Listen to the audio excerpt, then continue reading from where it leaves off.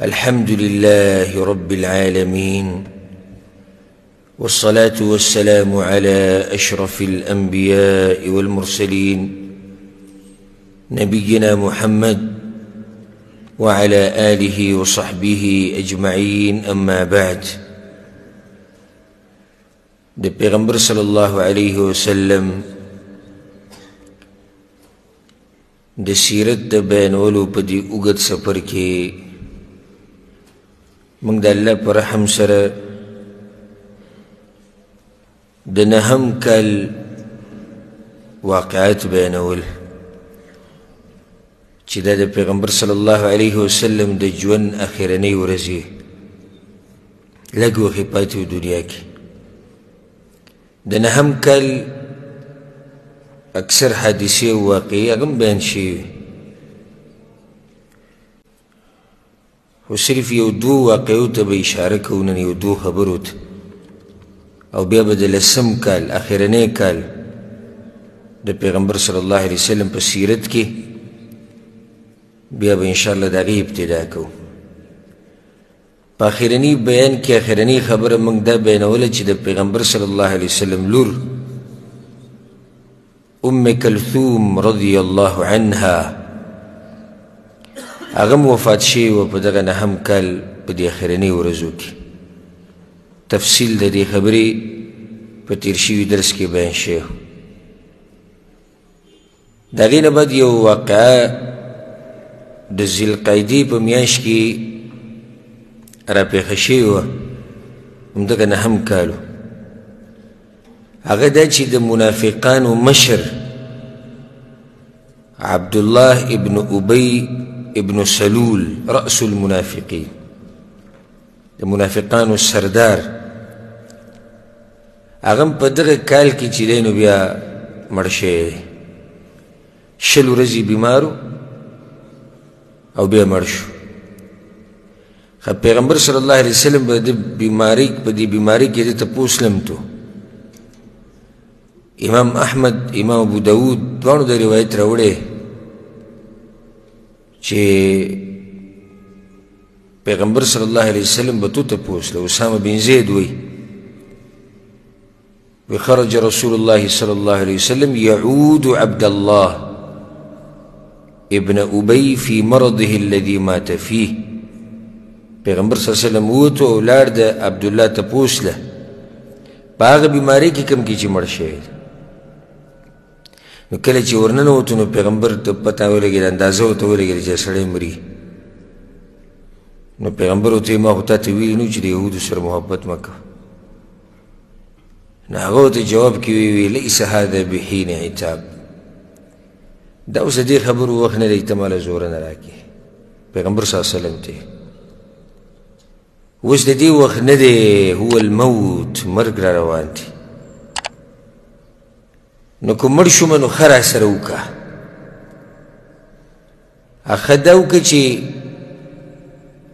فکفني فی قمیصک، ما په دې خپل کمیس کې کفن که، ما له به خپل یو کمیس او کپړه راوړي په هغې کې مې کفن کړي.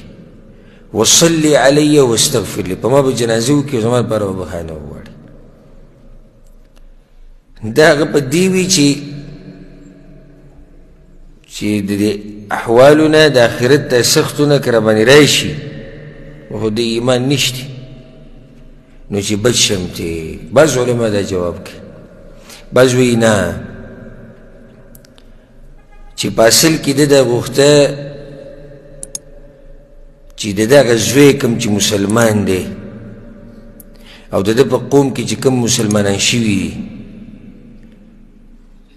چې د هغوی بې عزته نه شي، سبا له بیا خلک هغوی ته خبرې کوي. نو د دغې نه د بچ کېدو دپاره پیغمبر صلی الله علیه وسلم ته یې دا ووایي. نور خو دی منافق و خبیث. کله چې بیا دی مړ شو، مردار شو، نو د ده زوی عبدالله، د ده د زوی نوم عبدالله دی، او دا په عربو کې شتي دي چې د پلار نوم زوی له کېږي، د نیکه نوم نوسي له کېږي، دا په عربو کې شتي، او شرعا دې کې څه حرج هم نشته. سیده زمونږ د پښتنو په عرف کې زمونږ د پښتنو عرف بیا ډېر سخت دی د کلي نه بهر ته وځي په نوم پسې که کلي کې د چا نومي اوس خو ورورو دا دغه ختم شو خو مخکې به دې دا ټول شمارل د پلاني هغه تره چې دی او ماما چې دی او کاکا چې دی او هغه ترورې چې دی او نوسۍ چې دی او نیا چې دی دا ټول نومونه به دې وکتو نو داسې نوم به دې بیا را پیدا کوو چې هغه دوی کې د چا نه وي او د نیکه نوم او د تره دا یې ښوده دا خو بس پکې بله خبره کوي وایي د مړو نوم مه ایږده بس پکې داسې وایي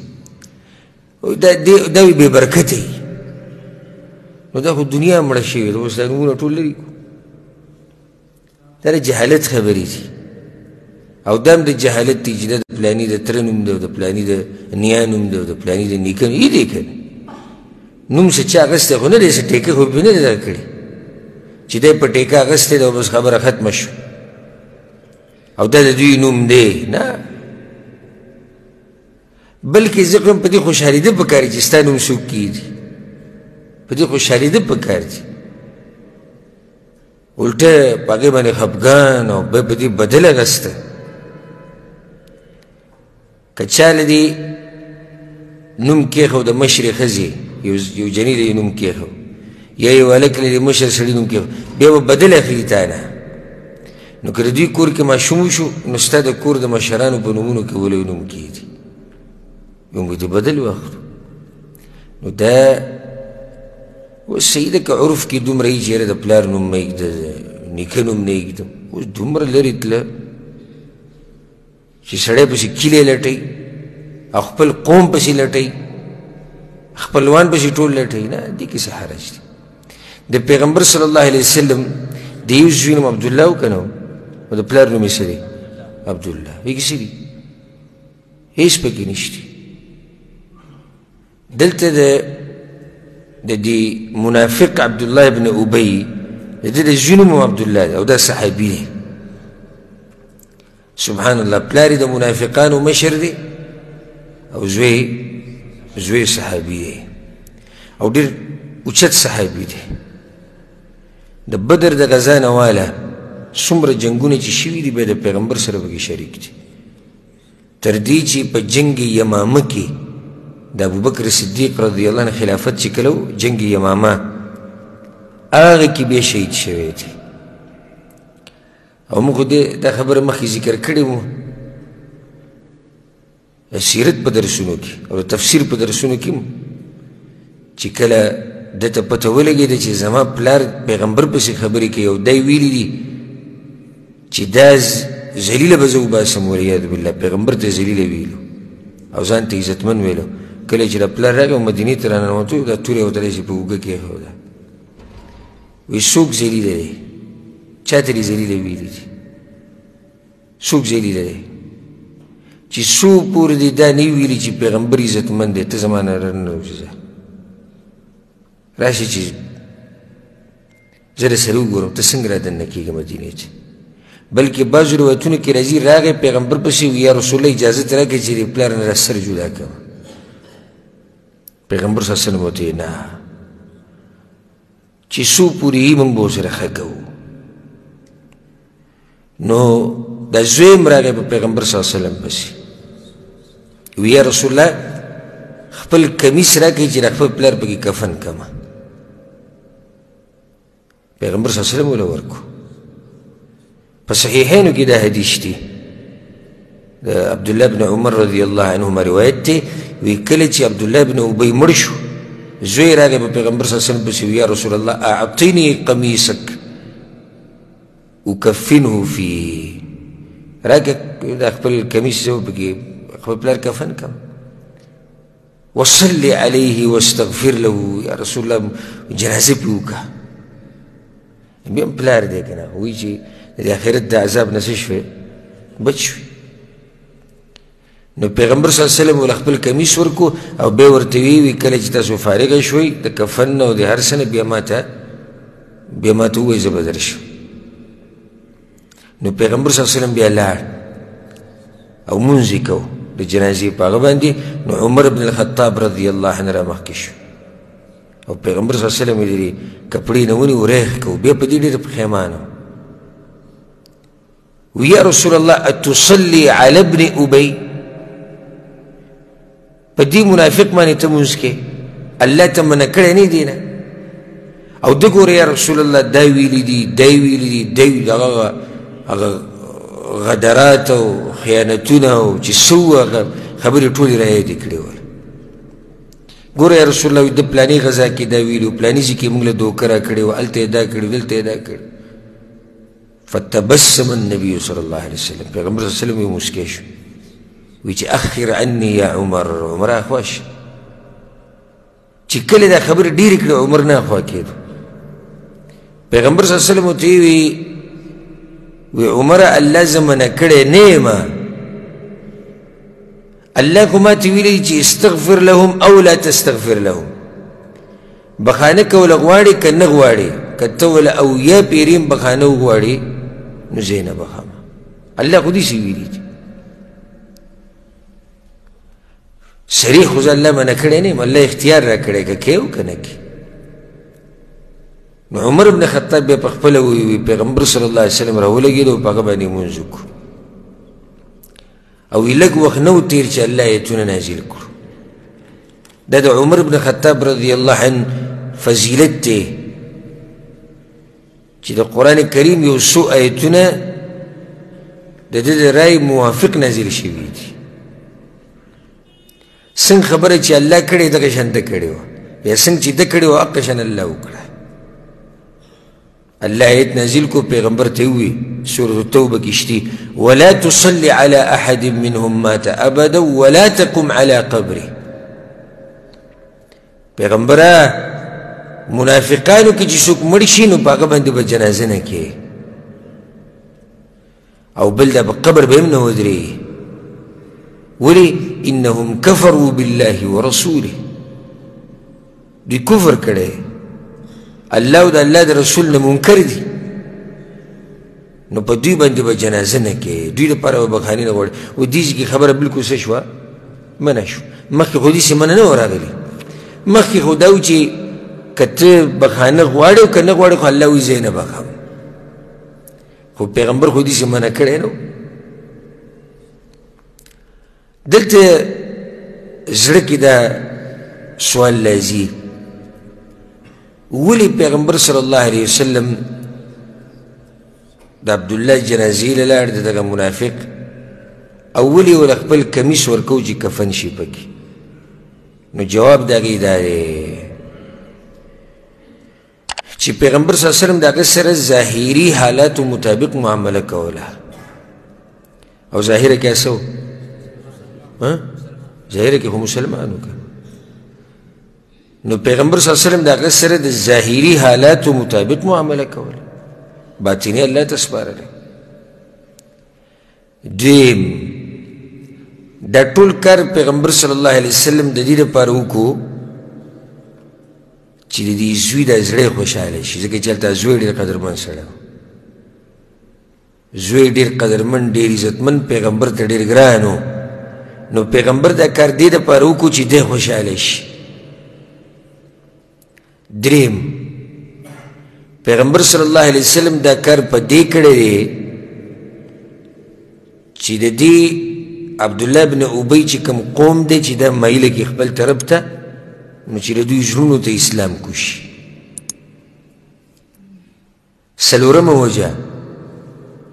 بهر دشمن ته خو دا پته نشته که نه چې دوی کې منافقان هم شته که نه پته ورته شته نشته ورته پته او خو ټولو ته مسلمانان وایي لکه کله چې پیغمبر صلی الله علیه وسلم ته وویل شو چې د منافقان مړه کوو نو هغه ویل نه لا يتحدث الناس ان محمدا يقتل اصحابه سبا له به خلک خبرې کوي چې محمد صلی الله علیه وسلم خپل ملګري وژني نو که پیغمبر دی داسې پرېښودی وی سبا له به خلکو خبرې کولې چې وګوره هغه مسلمان و هغو ته نور څه پته حقیقت خو ته نه دی معلوم که نو د دې د لاسه پیغمبر صلی الله علیه وسلم هلته ورغلی نور پیغمبر ته پته و چې دا د منافقانو سردار دی غدر او خیانت په څو ځایونو کې کړی دی چې موږ سیرت کې ذکر کړي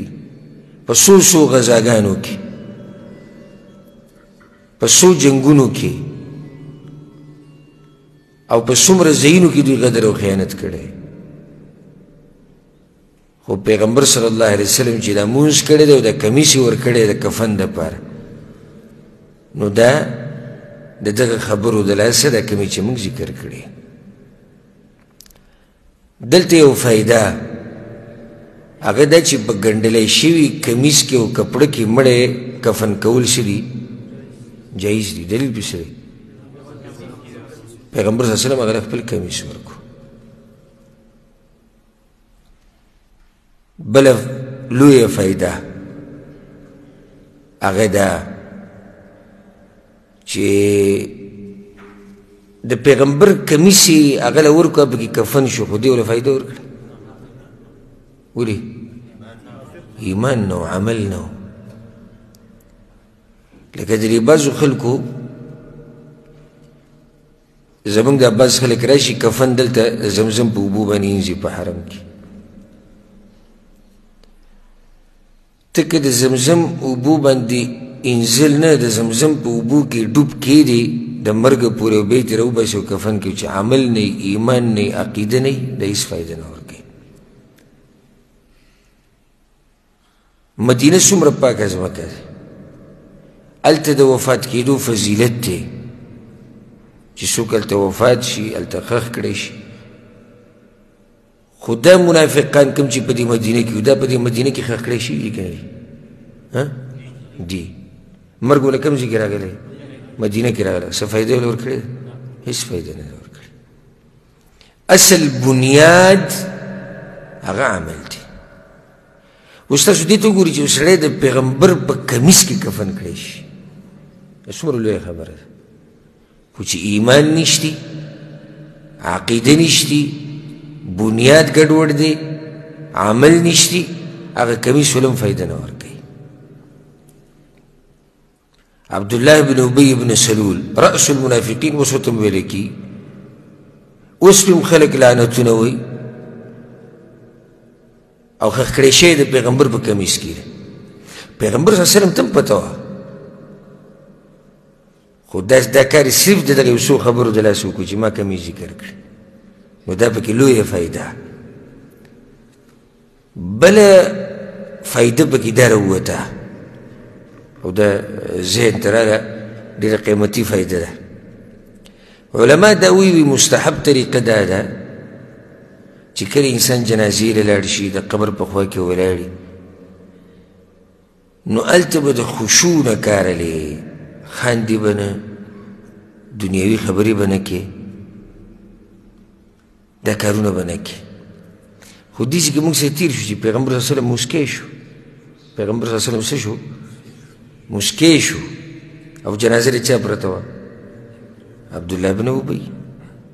نو د جنازې په خوا کې پیغمبر صلی الله علیه وسلم مسکی شو علما وایي داسې ټیم کې مسکی کېده نه دي په کار نو دا فایده یې ده کوي چې کله ورته حاجت یي او ضرورت ورته راشي نو بیا دا به استثنایي خبره یي بیا خیر ده که سړی مسکی شي نور عامو حالاتو کې دغه ټیم کې مسکی کېده نه دي په کار ځکه دا خو د سوچ مقام دی د فکر مقام دی دلته الحمدلله په دې مبارک ملک کې د جنازو ډېره ښکلې طریقې څوک چې تلي لیدلي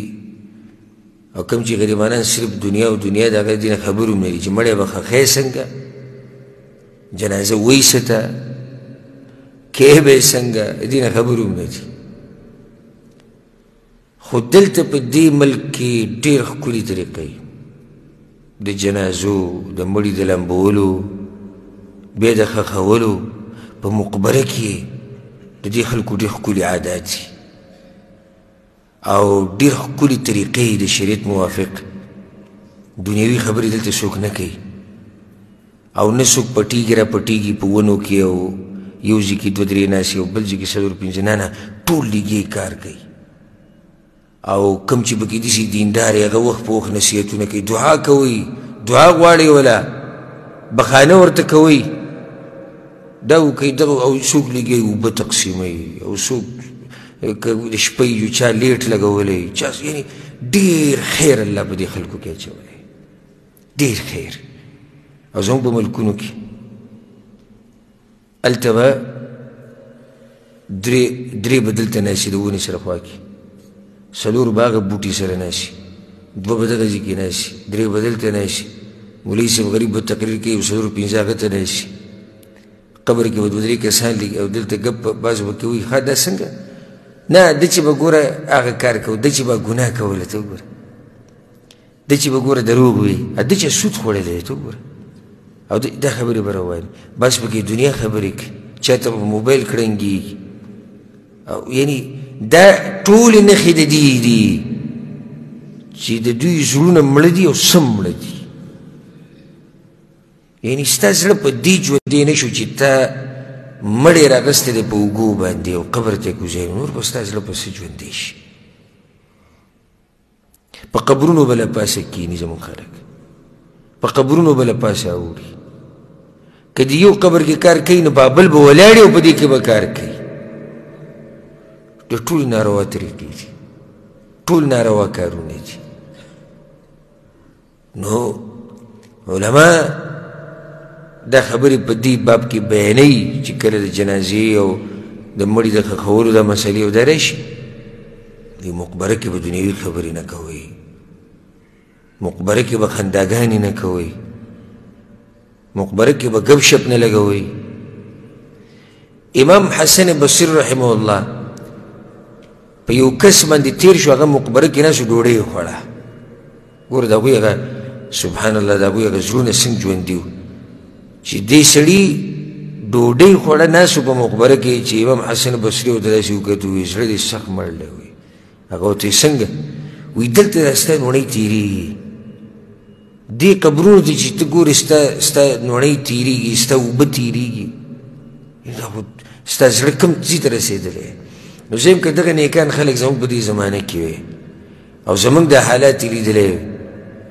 نو څه به یې ویلی زموږ په باره کې او زموږ د زړونو په باره کې نو ځکه دا خپل زړه د دې خیال ساتئ او ژوندی ساتئ او هغه خبرونه ځان لرې ساتئ چې د هغې د لاسه زړه غافله کېږي او دا زړه مړ کېږي یو بل کار دا شی و د دې کال په اخره کې د نهم کال په اخره کې د ذیالقعدې میاشت وه پیغمبر صلی الله علیه وسلم ابو بکر صدیق رضی الله عنه ولیږو د حج دپاره امیر یې کو په حج باندې چې مسلمانان حج کوي ته به په دوی باندې مشري او پیغمبر صلی الله علیه وسلم په خپله په مدینه کې پاتې شو هغه نه یې تللی نهم کال باندې پیغمبر صلی الله علیه وسلم حج له نه یې تللی پیغمبر صلی الله علیه وسلم یو حج کړی دی کم یو لسم کال دی نهم کې حج نه دی کړی په نهم کې ابوبکر صدیق رضی الله عنه لیږلی دی او په خپله پاتې شو ځکه چې هلته وفدونه ډېر را روان وو د بهر نه خلک را روان دویمه دا پیغمبر صلی الله علیه وسلم دا نه غوښته چې د هغه د حج د دې مشرکانو د حج سره ګډوډ شي ځکه چې هلته خو د مشرکانو سره معاهدې وي لا بند خو نه وو که نه بعض به پکې راتلو نو هغو کې توحید نه و عقیدې نه پېژنده پیغمبر صلی الله علیه وسلم دا نه غوښته پیغمبر صلی الله علیه وسلم دا غوښته چې زما حج دې بلکل صفا وي صفا معنی چې مشرکان پکې نه وي د شرک چې کوم مظهرونه دي د شرک چې کوم کارونه دي د شرک عقیدې چې دا قسمه خبرې بلکل ختمې شي مکه بلکل صفا وي د دې خلکو نه هله به وایي زه حج له ځمه نو ابوبکر صدیق رضی الله عنه ولیږو او د هغه سره 300 کسان یې ولیږل 300 کسان د مدینې نه او 100 اوښان یې ورسره ولیږل چې هغو باندې نښې وکړي چې پته یې لګي چې دا د الله دپاره قرباني کړی شوي دي او په دې اوښانو باندې مشر کو ناجیه ابن جندب الاسلمي رضی الله عنه هغه په دې باندې مشر کو ابو بکر صدیق رضی الله عنه د خپل طرف نه 15 اوښان هغه بوولي نو کله چې ابو بکر صدیق رضی الله عنه روان شو مدینې ته تو الله وحی نازله کړ په هغه وحی کې د سورة التوبه اولنی آیتونه نازل شو چې هغې ته سورة براء هم ویله کېږي اولنی آیتونه څه د پاسه 10 آیتونه او یا 40 آیتونه ویل کېږي چې دا اولني 40 آیتونه د په یو ځای ټول نازل شوي دي. نو پیغمبر صلی الله علیه وسلم علي رضی الله عنه دغه ورکړو دغه آیتونه ویلي کله وغلی ورکړو دا واله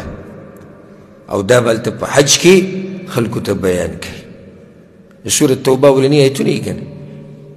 چې د الله د طرف نه او د پیغمبر د طرف نه پکې د بیزارۍ اعلان دی د مشرکانو نه. دغه آیتونه به ویل ته ووایي. نو کله چې ابوبکر صدیق رضی الله عنه په سفر باندې و څه لارې والې وه په دې کې د پیغمبر صلی الله علیه وسلم د اوښې اواز یې واورېدو. القصوا د قصوا اوښې اواز یې واورېدو. حیران شو چې پیغمبر صلی الله علیه وسلم را روان دی که څنګه. نو چې ویې کتو علي رضی الله عنه ابوبکر صدیق ورته وی امیر انت ام رسول، ته پیغمبر امیر کړی که نه ته استازی رسول یې هغه را لېږلی هغه ورته نه بل رسول، زه پیغمبر را لېږلی یم امیر نه یم. او بیا ولې د پیغمبر صلی الله علیه وسلم هغه خط هغه پاڼې هغه کتاب یې ورکو. فامره على الموسم، دغه موسم او دغه کال چې کوم حج و په دې باندې پیغمبر صلی الله علیه وسلم د ابوبکر صدیق امیر کړی و. خو علي رضی الله عنه ته ویل ته به دا اعلانونه وکړي. ابوبکر صدیق رضی الله عنه لاړ او د حج ورځې بیا راغلي. نو کله چې د اختر ورځ و یوم النحر، د اختر په ورځ باندې علي رضی الله عنه پاڅېدو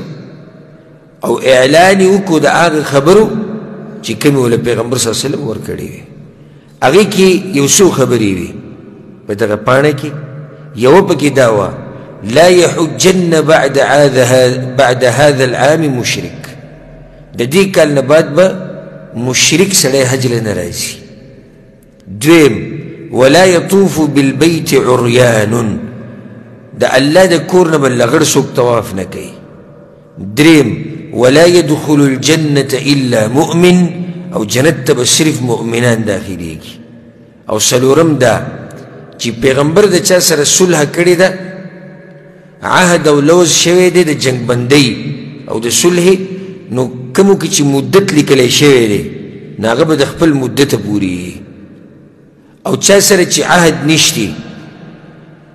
یا د چا سره عهد شوی دی او مدت پکې نه دی لیکلی شوی فاجلوه 4 اشهر، نیټه څو شوه؟ 4 میاشتې. کله چې 4 میاشتې ختمې شوې نو الله بیا بری دی. فإن الله بريء من المشركين ورسوله، الله او د الله پیغمبر بیا بری دی د مشرکانو نه. دا اعلانونه پکې شوي. د دې د وضاحت دپاره دې آیت د وضاحت دپاره به د تفسیر درسونه واورئ. په هغې کې موږ تفصیلي خبره کړې ده. سورة توبه اولني آیتونه واورئ، د هغې شان نزول او په هغې کې کمې کمې خبرې دي، د هغې ټول وضاحت د تفسیر په درسونو کې شوی دی. الغرض دا بنیادي خبرې وي په هغه کتاب کې او په هغه پاڼه کې چې هغه علي بن ابي طالب رضی الله عنه د پیغمبر صلی الله علیه وسلم طرف نه راوړی. بیا ابوبکر صدیق رضی الله عنه داسې کار وکړو چې ابو هریره رضی الله عنه م ولیږو، وی تم ځه او د علي رضی الله عنه په شان څنګه چې هغه اعلانونه کوي ځای په ځای په حج کې، نو ته هم اعلانونه کوي. هغوی په عرفات کې وګرځېدو، په مینا کې وګرځېدو، په دې مشاعرو کې ټولو کې وګرځېدو او دغه اعلانونه یې کول. او ابو هریره رضی الله عنه وی په روایت کې راځي فكنت انادي حتى صحل صوتي، وی موږ ځای په ځای اعلانونه کول تر دې چې زما اواز بوغ شو او اواز مې کېناستو، ځکه چې ځای په ځای هغوی دا اعلانونه کول چې واورئ اعلان د الله د طرف نه د الله د پیغمبر صلی الله علیه وسلم د طرف نه دي. او بیا به دغه خبرې کولې، دا کومې خبرې چې ورته پیغمبر صلی الله علیه وسلم ورکړي. په دې سره د مکې مکرمې نه د شرک هغه نښې هغه ټولې څه شوې؟ هغه ختمې شوې،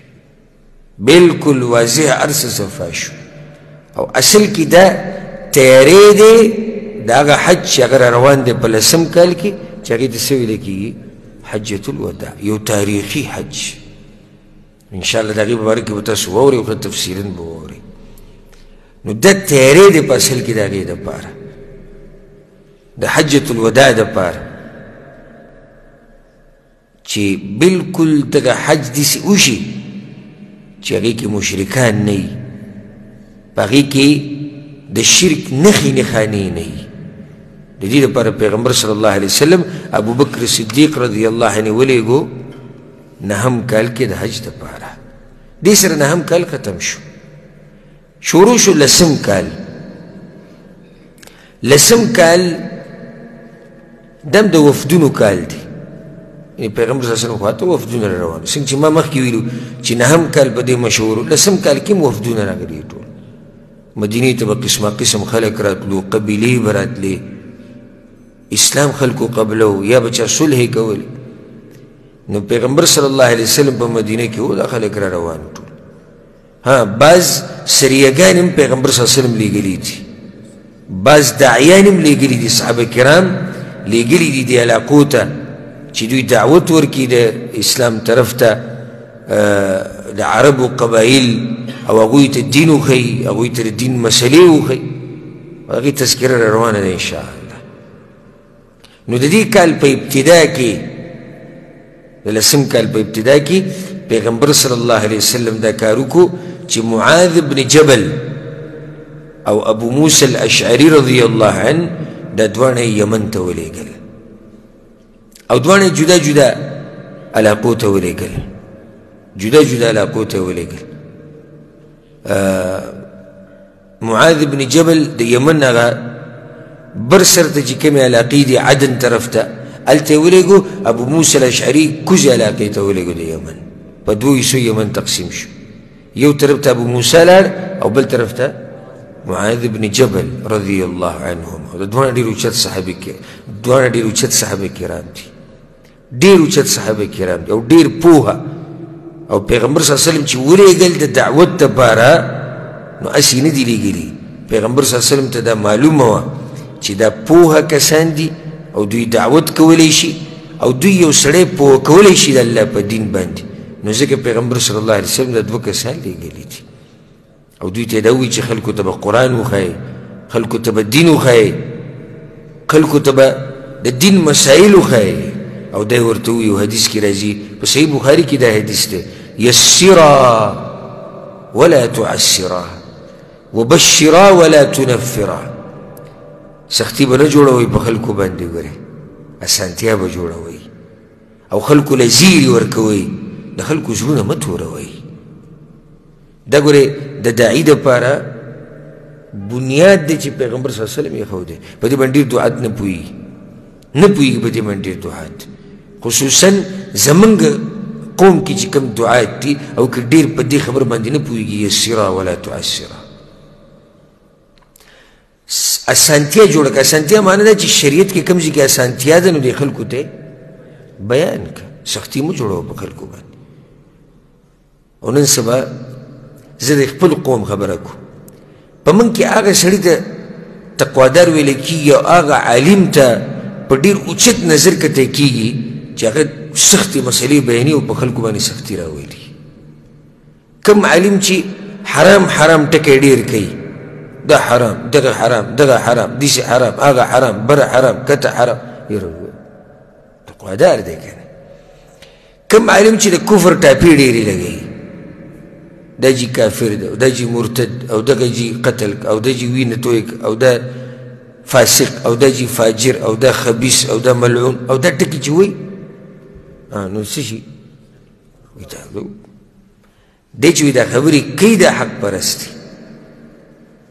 دی چې دا خبرې کوي نو خو دا حق پرست دی وایي دا غریب دی نه دی خبر چې پیغمبر وایي یسرا ولا تعسرا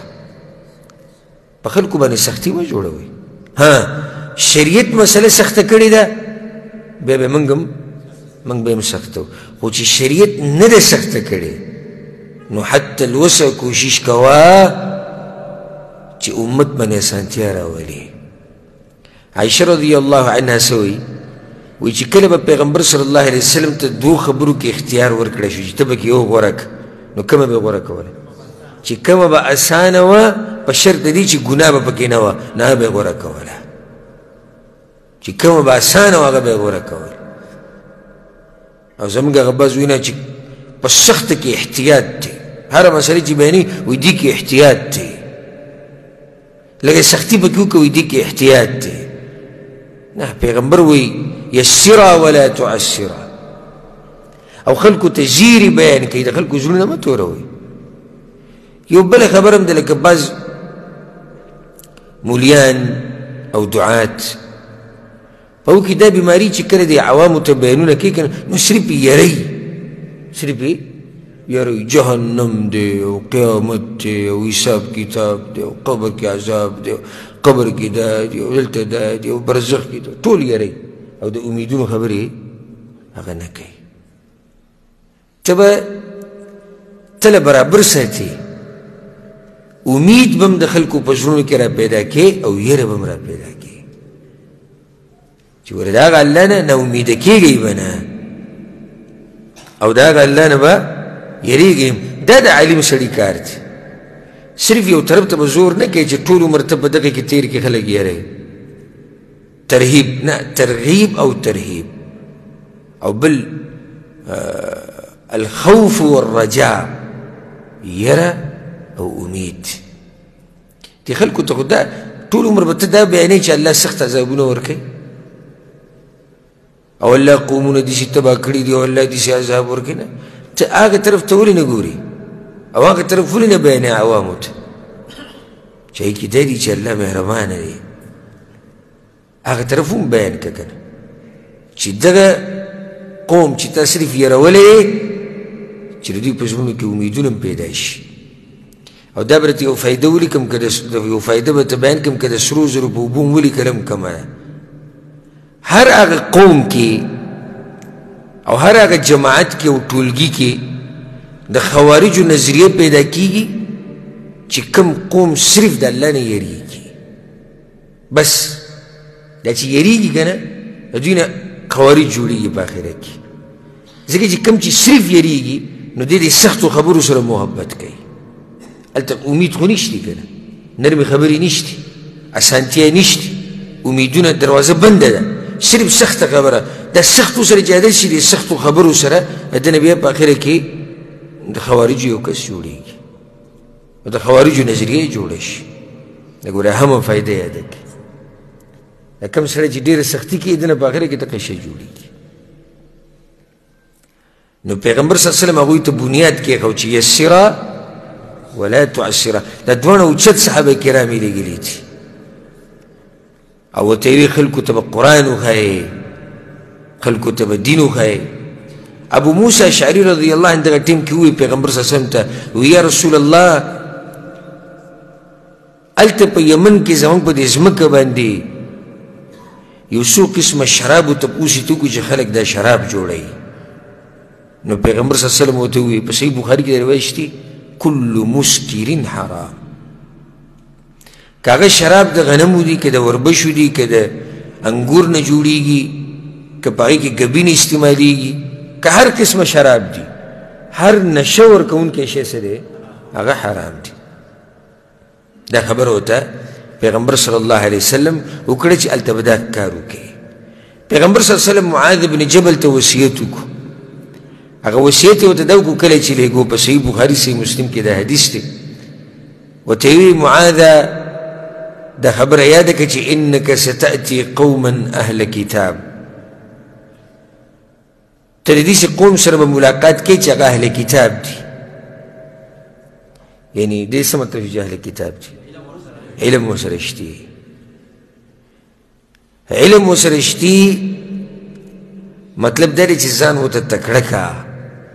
دلته دا فایده راووته چې داعي به څه داعي سره به علم داسې نه ته میدان ته ور ودانګې او اسلحه د سره نه نو کې به څه نقصان به جوړ کړي د بعضو ته چې ووایي چې تبلیغ کوه دعوت کوه خو د علم په رڼا کې کوه جي وایي دا د انپړو مدرسه ده انپړ به څه دعوت کوي یو سړی چې په خپله د مسلې نه دی خبر نو تا به تې څه خبر کړي تا خو به خبر کړي هغه سړی چې هغه سره په خپله څه علم وي که نه نو دعوت او تبلیغ دا به هله کې او په هغه مسله کې به یې کوې چې په کومه مسله باندې پوهه یو سړی لازم نه ده چې داعي به یا دعوت دپاره دا شرط نه دی چې دی به غټ عالمي او دی به دکتوري او دی به علامي او دی به مفتي نه. عام سړی هم دعوت کولی شي خو شرط پکې دا دی چې کمې خبرې چې ته دعوت کوې چې هغه خبرې نه خبرې یعنې چې ته قشر روان یې او قیسې کوې او د بزرګانو واقعې بیانې او یا خپلې کارګزاریانې صرف قیسې نو دا د دعوت طریقه نه ده. پیغمبر صلی الله علیه وسلم یمن ته کسان لیږي نو په دې کسانو کې کسان کتلي دي. معاذ بن جبل ابو موسی الاشعري ولې دا دوه غوره کړي ځکه چې دوی سره څه ډېر علم او بیا معاذ بن جبل الله اکبر امت کې حلال او حرام ټول نه زیات دی پیژني معاذ بن جبل رضی الله عنه.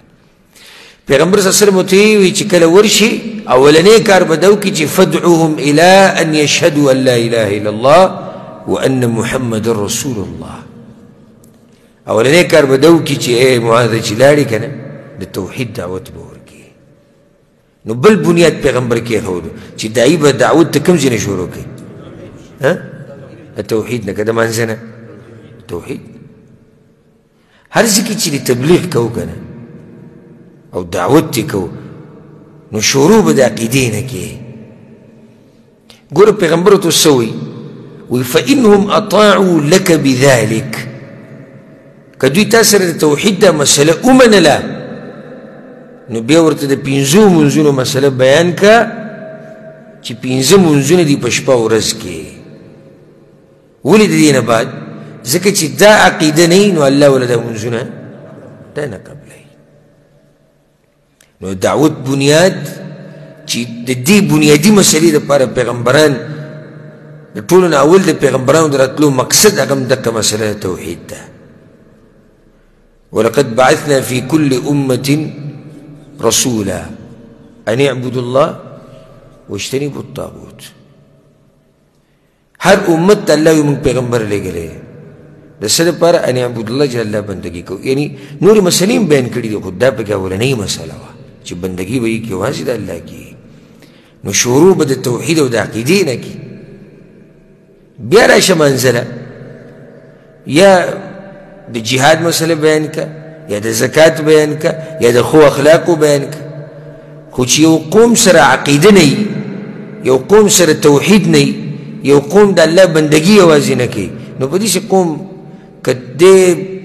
ټوله شپه او ورځ ورسره ولاړي په مانځه باندې الله چې دا منځونه نه قبلوي چې څو پورې توحید پکې نه وي. مشرک نه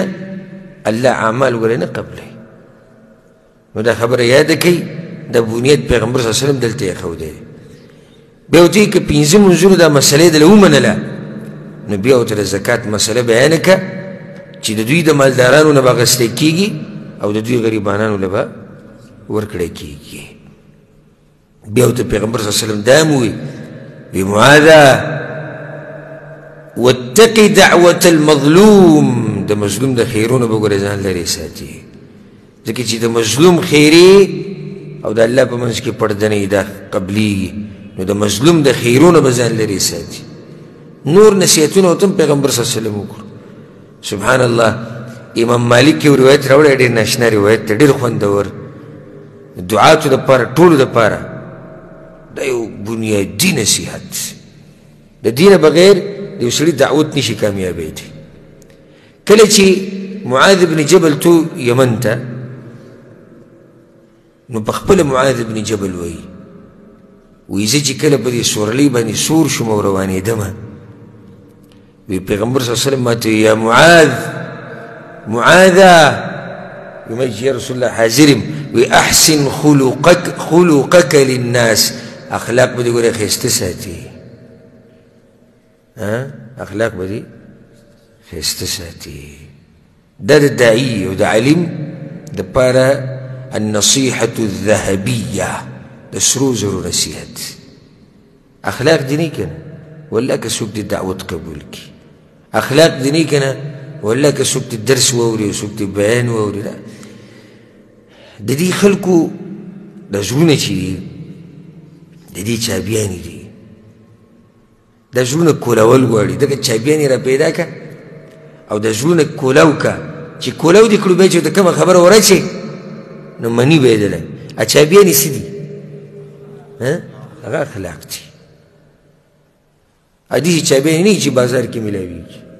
چېرې زه مې والم او خلک به زما خبره اوري نه دوه عالمان به دواړه به یو شان مسله بیانوي د دې یو دا خلک مني دی بل نه مني ځکه چې د بل کې اخلاق نه تکبر بد اخلاقي کنزلي سخت الفاظ همیشه خلکو ته زړه تور شي مړه لر کوي خو چې کوم اخلاق د یو داعي سره داسې اخلاق دي چې هغه مزیدار اخلاقي او ښایسته او نرم اخلاقي نو دی د خلکو زړونه وګټي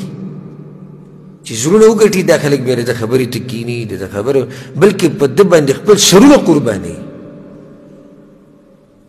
اخلاق خو ډېر اوچت شی دی اخلاق ډېر اوچت شی دی معمولي یعنی عمل اوس ته د یو سړي سره میلاو شوي که نه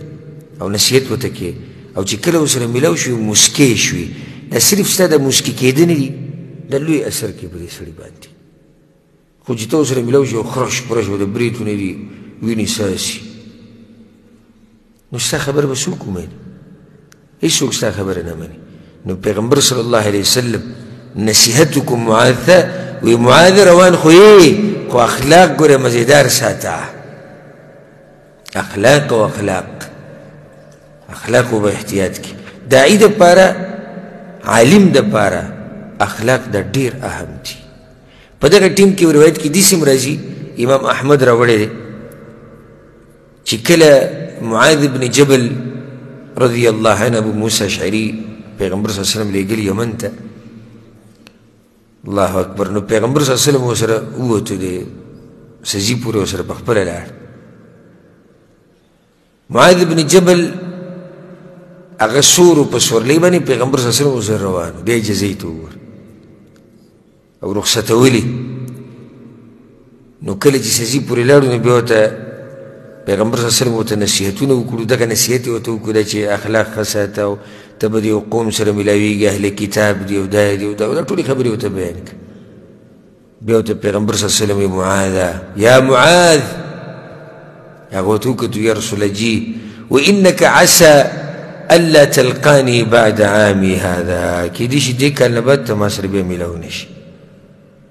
ولعلك ان تمر بمسجدي هذا وقبري کیدای شي ته یمن نه راشي او زما په دې جومات او په قبر باندې به تېر شي دغه ټینګ ورته پیغمبر صلی الله علیه وسلم دا وانک عسى الا تلقاني بعد عامي هذا معاذ ته به بیا راشي خو کیدای شي دلته به زما قبرې په هغې به تېر شي او کیدای شي دې کال نه بعد بیا ته ما سره میلاو نه شي معاذ بن جبل رضی الله عنه سمې وجړل د پیغمبر صلی الله علیه وسلم نه د لاسونه یې ته وکړو او بیا یې لاړ او سبحان الله همدقې شان وشو دې کې اشاره وه دې ته چې معاذ یعنې زما او ستا ملاقات بیا نشي کېدی او دقې شان وه چې معاذ بن جبل بیا مدینې ته راغی او د پیغمبر صلی الله علیه وسلم په قبر باندې تیر شو نو دا د پیغمبر صلی الله علیه وسلم اخرني نصیحتونه وخت اخرني قیمتي نصیحتونه د پیغمبر صلی الله علیه وسلم معاذ بن جبل ته هم دقه بیا پیغمبر صلی الله علیه وسلم پکې حجة الوداع لاړ او په یمن کې و او بیا د حجة الوداع نه یو څو ورځې بعد پیغمبر صلی الله علیه وسلم وفات شو یعنی تقریبا یو اتیا ورځې د حج نه بعد پیغمبر صلی الله علیه وسلم ژوندی و او بیا پیغمبر صلی الله علیه وسلم وفات شو نو د هغه وخته پورې معاذ بن جبل په کوم ځای کې و هغه په یمن کې و دې ټیم کې یو د لسم کال په ابتدا کې یو دا واقع راغلی و چې پیغمبر صلی الله علیه وسلم ابو موسی الاشعري او معاذ بن جبل رضی الله عنهما دواړه یمن ته لېږلي معاذ په یمن کې د ابوبکر صدیق رضی الله عنه په خلافت کې بیا راغلی د ابوبکر صدیق رضی الله عنه په خلافت کې بیا راغلی و په دغه کال کې یو بله واقعه راپېښه شوه ربیع الاول میاشت شوه او 10 کالو د پیغمبر صلی الله علیه وسلم زوی ابراهیم وفات شوی دیم په 10 کال کې وفات شوی او تاسو ته به یاد وي که نه چې ابراهیم د چا سره و ام سیف سره هغه قصه موږ بیان کړې وه پوره د ماریه نه پیدا شوی دی او د ام سیف سره و هغې به وله پی ورکول او کوم ټیم کې چې ابراهیم وفات شو نو عمر یې 14 میاشتې و په صحیح بخاري صحیح مسلم کې دا حدیث دی د انس بن مالک رضی الله عنه هغه وایي چې دخلنا مع رسول الله صلى الله عليه وسلم على ابي سيف القين وی موږ د پیغمبر صلی الله علیه وسلم سره یو ځای تللي وو چې کله پیغمبر صلی الله علیه وسلم په ابو سیف پسې ورغی القین هغه انګر پسې ابو سیف د تذکره مخکې ما کړې وه تاسو ته به یاد وي انشاءالله هغه ځای کې ما تذکره کړې وه کله چې موږ دا وایي چې ابراهیم پیدا شو لوګي چې ملګرو چې ورته ووایي دا لوګي دې کم که پیغمبر صلی الله علیه وسلم را روان دي نو وی موږ په ابو سیف پسې لاړو پیغمبر صلی الله علیه وسلم موږ ټول ورسره پیغمبر صلی الله علیه وسلم د ابراهیم نندارې له تللی و وخت په وخت به نندارې له تو که نه زوی و وی فاخذ رسول الله صلی الله علیه وسلم ابراهیم فقبله وشمه وی پیغمبر صلی الله علیه وسلم به ابراهیم راواغستو ښکل به یې کو بینه به ماشوم سړی بینی که نه پوزې په یې راکاږي ځان ته رانږدې کړي نو پیغمبر صلی الله علیه وسلم به د زوی تپوس دی وخت په وخت موږ به ورسره تلو ابو سیف کور ته به تلو او بیا چې کله خبر راغی چې هغه حالات ښه نه دي نو بیا موږ د پیغمبر سره تللي وو په هغه وخت کې موږ تللي وی کله چې موږ ورننوتو نو و ابراهیم یجود بنفسه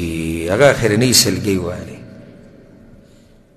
څومره سختې به پیغمبر صلی الله علیه وسلم باندې تېرې شوي څومره سختې موږ ووایو 9 کال په اخره کې د هغه لور وفات شو ام کلثوم او بیا قیمتي ملګري وخت په وخت جدا شوي دي اوس د 10 کال په ابتدا کې د پیغمبر صلی الله علیه وسلم زوی وفات شوی وی کله چې موږ ورننوتو و ابراهیم یجود بنفسه هغه نه رسا وته په د اخرنو سلګو کې فجعلت عینا رسول الله صلی الله علیه وسلم تذریفان د پیغمبر صلی الله علیه وسلم د سترګو نه اوښکې روانې شو عبدالرحمن بن عوف ورته و انت یا رسول الله تاسو هم جاړئ پیغمبر صلی الله علیه وسلم ورته یا ابن عوف د عوف زویه انها رحمه دا خو رحمت دی الله زما په سینه کې اچولی زوی دی زه پسې خفه کېږم یو روایت کې داسې راځي پیغمبر صلی الله علیه وسلم وایي ان العین تدمع د سترګو نه اوښکې روانې والقلب یحزن او زړه ډېر غمجن دی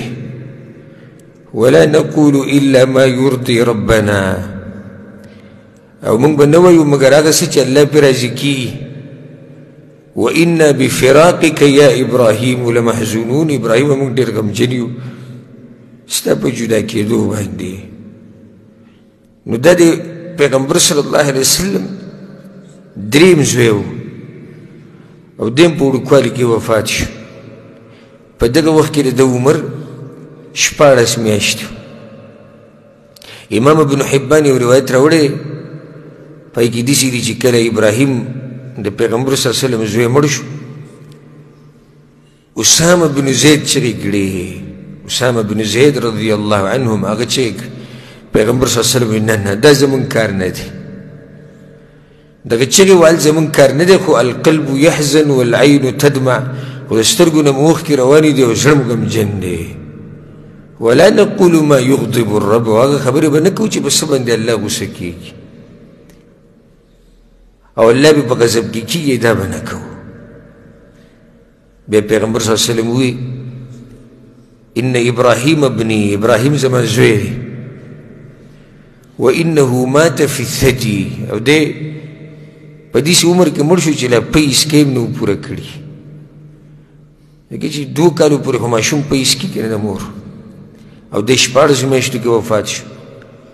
نو یې الله به دله په جنت کې داسې بندوبست وکړي چې دی به د خپل رضاعت هلته پوره کوي الله به دله په جنت کې داسې بندوبست وکړي چې دی به دا پی هلته څکي او بیا په بقي کې ښخ کړی شو حدیث کې راځي امام احمد بن حنبل رحمه الله راوړی د برا رضی الله عنه روایت وی چې مات ابراهیم ابن رسول الله صلی الله علیه وسلم د پیغمبر صلی الله علیه وسلم زوی ابراهیم چې کله وفات شو نو هغه د 14 میاشتو او بیا پیغمبر صلی الله علیه وسلم امر وکړو چې بقي په دې مقبره کې ښخ کړي مدینه کې چې کومه مقبره ده بقي هم په دغې کې ابراهیم ښخ کړی شوی دی سبحان الله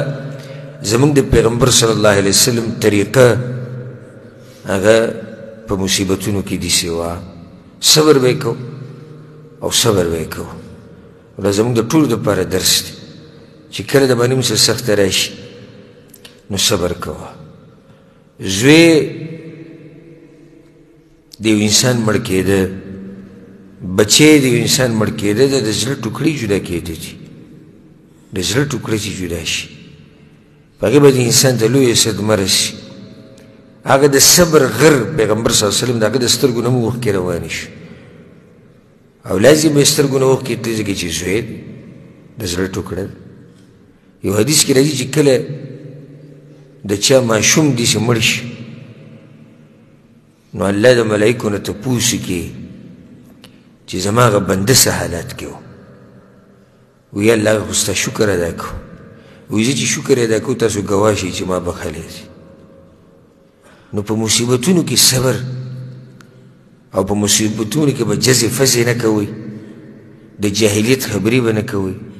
چغې چغارې به نه وایئ یو حدیث کې دا دی چې پیغمبر صلی الله علیه وسلم دا جبه راوویسته خپله وی الله په دې عذاب ورکوي مطلب دا چې څوک په دې خوله باندې د جاهلیت خبرې وکړي په دې ژبه باندې او یا چغې چغارې وایي او یا ویرونه کوي نو دوی دپاره عذاب دی نور د سترګو په اوښکو باندې الله عذاب نه ورکوي دا خو رحمت دی په زړه کې بچی جدا کېده پرېږده چې کله موږ سره یو داسې شی وي چې پکې سامنے ګاډی را سره دی یو 2-3 کاله وچلو ګاډی چې خرڅوو په هغه پسې مو زړه خفه کور کې اوسېږو یو 2-3 کاله پکې پاتې شو بیا چې هغه کور نه ځو هغه ځي پسې خفه یو نو چې انسان د سړي نه جدا کېږي او بیا هغه انسان زوی یا پلاری یا روري یا ښځی یا خاوني نو دغه بیا لوی مصیبت دی لوی مصیبت دی ډېر لوی مصیبت دی نو الله دې موږ له توفیق راکړي چې د پیغمبر په نقش قدم روان شو دلته دا فایده امام احمد بن حنبل رحمه الله و امام ابو داود دا روایت راوړی دی عائشه رضی الله عنها روایت دی چې پیغمبر صلی الله علیه وسلم په ده باندې د جنازې لمونځ نه و کړی سوال دا دی چې ولې یې پې نه دی کړی نو د دې ډېر جوابات علماو کړي دي یو جواب یې چا دا کړی دی وی دا د پیغمبر زوی دی نو چې د پیغمبر زوی دی نو جنازې ته ضرورت نشته لکه شهید باندې جنازه کوونه کې څه خبره نه ده ولې د شهادت د هغه دپاره کافي دی نو د ده دپاره دا کافي و چې د چا زوی دی د پیغمبر زوی دی خو واضح جواب هغه دا دی چې په دغه ورځ په کومه ورځ چې ابراهیم وفات شو نور تور شوی و لکه زموږ خلک چې وایي نور تندر نیولی نور په دغه ورځ تور شوی نو پیغمبر صلی الله علیه وسلم په صلات الکسوف کې مصروفه شو او د دې جنازې ټیم ورته میلاو نه شو دا واضح جواب دی صلات الکسوف نو دلته اوس دا فایده یاده کوي چې د پیغمبر صلی الله علیه وسلم په زمانه کې نور چې تور شوی د هغه دا ورځ وه په کوم ورځ چې څوک وفات شوی ابراهیم علیه السلام ابراهیم علیه السلام چې کله وفات شو د پیغمبر صلی الله علیه وسلم زوی نو خلکو دا ووی انما انکسفت لموت ابراهیم او دا ابراهیم مړ شو ځکه وی نور تور شو هلته د بعضو خلکو ذهن کې خو د جاهلیت هغه مسلې لا وي که چې نور هله تورېږي یا سپومۍ چې چېرته څوک لوی سړی مړ شي نو د پیغمبر زوی مړ شو د پیغمبر زوی مړ شو نو ځکه نور چې دی هغه تور شو نو پیغمبر صلی الله علیه وسلم خطبه وکړه هغه ورځې خطبه وکړه او ناشنا خطبه وکړه سخت یېرېدلی و پیغمبر صلی الله علیه وسلم کله چې اواز ورته وشو چې یا رسول الله نور تور شوی دی یو روایت کې راځي چې د یېرې نه یې په ځان څادر راواچوله څادر یې کور کې ویستی و خو چې څنګه پې صحابه کرامو اواز وکړو پیغمبر صلی الله علیه وسلم په ځان څادر راواچو او جومات ته یې رامنډې کړې صحابه کرامو ته یا رسول الله دا خو ستاسو د بیبیانو څادر دی یعنې هغه څادر ته یې کتلي هم نه و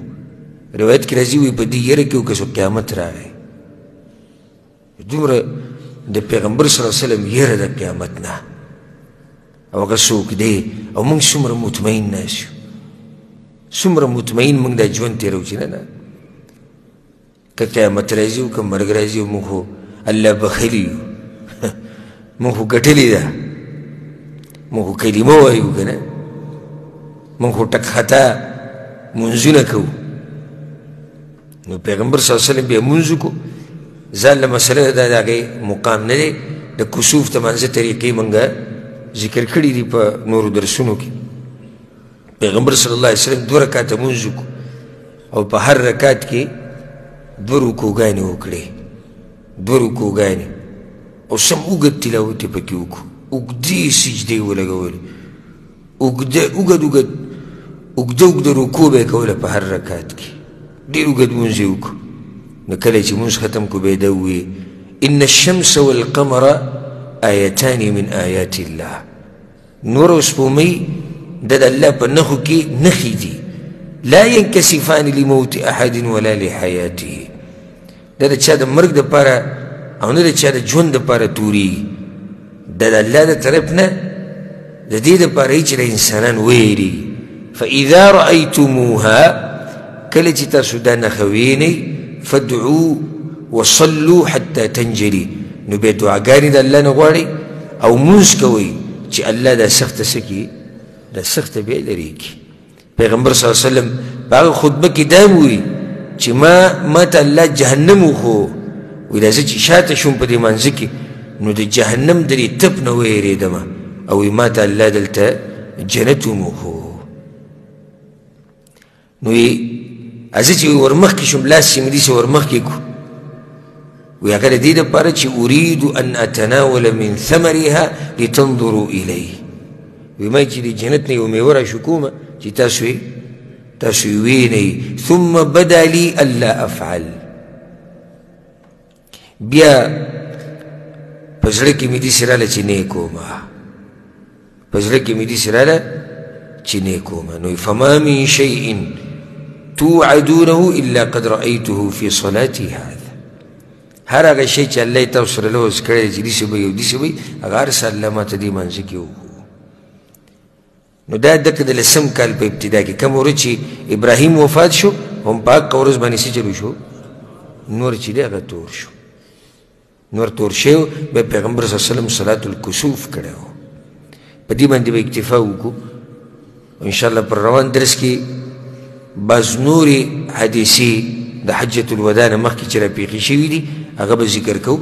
او بیا حجة الوداع هغه بیا یو اوږد داستان دی او د حجة الوداع نه بعد بیا پیغمبر صلی الله علیه وسلم باندې بیماري څنګه راغله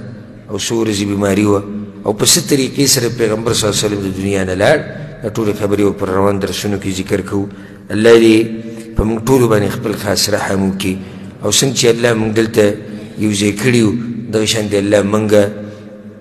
او څوک چې دا بیان اوري او څوک چې ییني الله دې موږ ټول په جنت الفردوس کې د خوږ پیغمبر صلی الله علیه وسلم سره یو ځای کړي هذا والله اعلم وصلى الله وسلم على نبينا محمد وعلى آله وصحبه أجمعين.